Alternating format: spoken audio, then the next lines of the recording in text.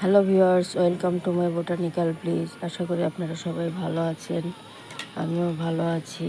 এই যে দেখুন আমার বাগানের সাদা জবা গাছে দেখতেই পাচ্ছেন, যেহেতু এখন বিকেলবেলা এই জন্য দেখতে পাচ্ছেন অসংখ্য কুড়ি কালকে ফুটবে।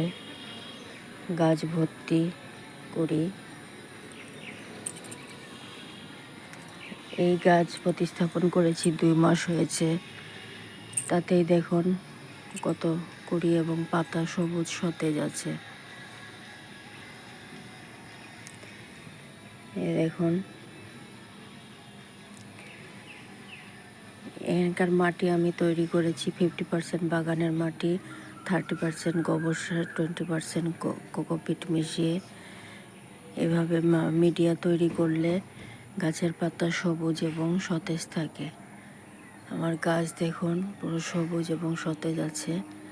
আর আমি সপ্তাহে সপ্তাহে খোল ভেজানো জল দেই, আর সপ্তাহে নিম তেল স্প্রে করে দেই।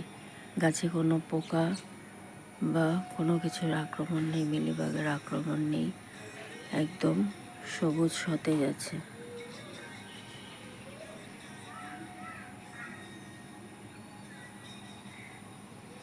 আজকে এই পর্যন্তই, আবার দেখা হবে অন্য কোনো ভিডিওতে।